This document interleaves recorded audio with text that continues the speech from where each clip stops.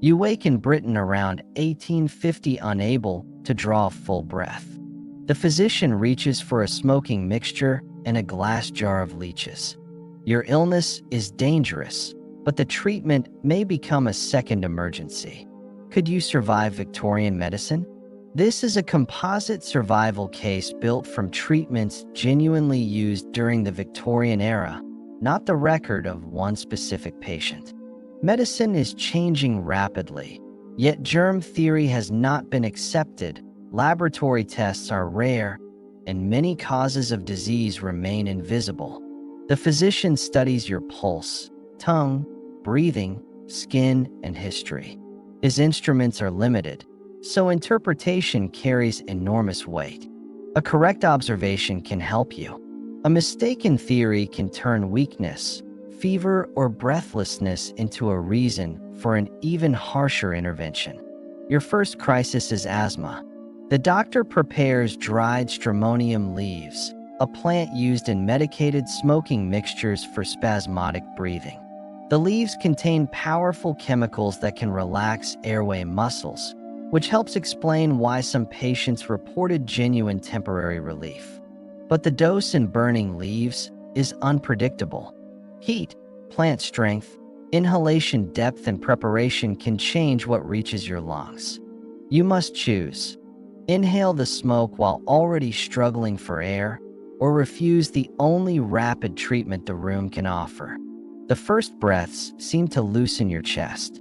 Air moves more easily, and the physician takes the improvement as proof that the remedy works. Relief does not mean safety. The same plant can cause a racing heart, dry mouth, blurred vision, agitation, confusion, and dangerous poisoning. Smoke can also irritate sensitive lungs. A treatment intended to open the airways may provoke coughing and make the room harder to breathe in. Your best immediate advantage is not bravery.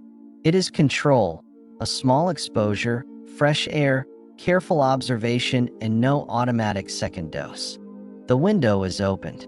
Cold street air enters the room, carrying soot, horse traffic, and fog, but it also clears the concentrated smoke. The physician watches your pulse. It is faster now, and the line between medicinal effect and toxic effect is beginning to narrow. He offers another pipe because the wheeze has not completely disappeared.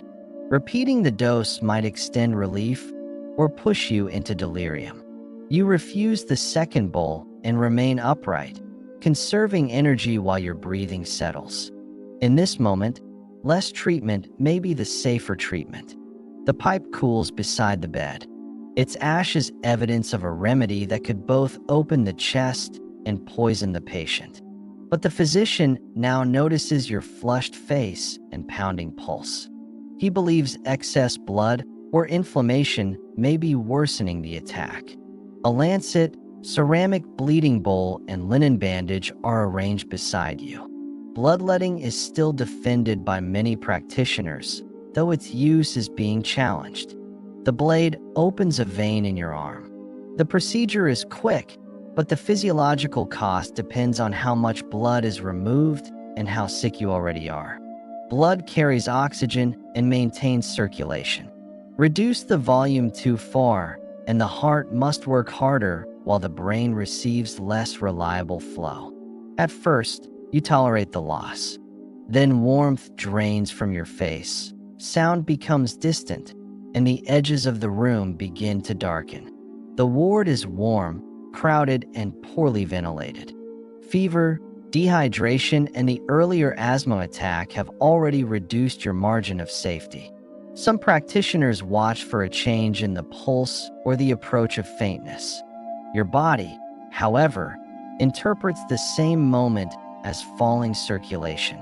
You now face the most important decision of the bleeding. Allow the bowl to keep filling or stop before weakness becomes collapse. You press the bandage against the cut and insist that the bleeding end. The physician may call it incomplete treatment, but your remaining blood is a survival resource. He proposes leeches as a gentler alternative. Their slow feeding appears more controlled than a lancet, and can be applied to places a blade cannot easily reach. The jar is opened. Medicinal leeches attach to the skin, draw blood, and release substances that keep the bite from clotting immediately. One leech removes only a limited amount while feeding, but the wound may continue to ooze afterward. Multiple applications can create substantial cumulative loss. A leech placed near the temple, chest, or inflamed tissue looks precise. Precision of location does not guarantee that the underlying diagnosis is correct. You monitor the number used, the time attached, and the bleeding after removal. In an era without blood counts, observation becomes your only warning system. Your pulse weakens again. Standing now produces dizziness, and a short walk across the room feels like climbing a steep hill. There is no modern blood bank waiting downstairs. If too much is removed, recovery depends on rest, fluids, food, and your body's ability to rebuild what was lost. The used bowl, wet bandages, and quiet leech jar remain beside the bed, a silent record of treatment that has consumed part of your reserve. You survive the night, but your weakness is reinterpreted as chronic imbalance. The next recommendation is a fashionable water cure at a hydropathic establishment. Hydropathy promises discipline rather than drugs. Early rising, measured meals, walking, abundant water, wet sheets, cold baths, and strict daily routines. Some parts may genuinely help. Rest, cleaner surroundings, exercise, and reduced alcohol can improve health even when the theory behind the cure is wrong. The danger begins when every symptom is met with more exposure. At dawn, attendants lead you toward a bath filled with cold water. The first immersion triggers a gasp. Blood vessels near the skin constrict, breathing becomes rapid, and the heart is forced to respond immediately. Because you are already weak from illness and blood loss, your tolerance is not the same as that of a healthy visitor seeking refreshment. The attendant urges you to remain still and endure the shock. The institution treats obedience as part of the cure. You must decide whether shivering is therapeutic discipline or a warning that your body is losing heat faster than it can replace it. You leave the bath before confusion and exhaustion develop. Survival requires recognizing that persistence is not always proof of courage. Later, you are wrapped in a wet sheet and heavy blankets to provoke sweating. The process can feel controlled while fluid loss quietly increases. Hot and cold treatments in rapid succession can produce dizziness, fainting, and dangerous strain, especially when nutrition and hydration are inadequate. You begin drinking water slowly and consistently rather than forcing enormous amounts at once. You rest between procedures and track whether your thinking remains clear. The useful parts of the regimen are the least theatrical: clean clothing, regular food, sleep, gentle walking, and distance from polluted rooms. The most dangerous rule is the belief that a stronger reaction must mean a stronger cure. Your body does not reward ideology. It responds to temperature, volume, and stress. By the third day, you can separate support from punishment. Warmth, rest, and nutrition restore reserve. Extreme plunges and prolonged sweating spend it. The empty bathhouse after closing is calm and immaculate, but the folded wet sheets suggest how easily treatment can become an endurance test. Then a small cut on your arm becomes red, swollen, and painful. In 1850, no one in the room can see the microorganisms multiplying in damaged tissue. Hospitals concentrate sick people, open wounds, reused instruments, and busy hands. Without reliable antisepsis, successful treatment can still be followed by fatal infection. The same physician may move from one patient to another without modern hand disinfection. A polished instrument can look clean while remaining contaminated. The danger travels invisibly, from wound to hand, from hand to instrument, and from instrument into the next patient's tissue.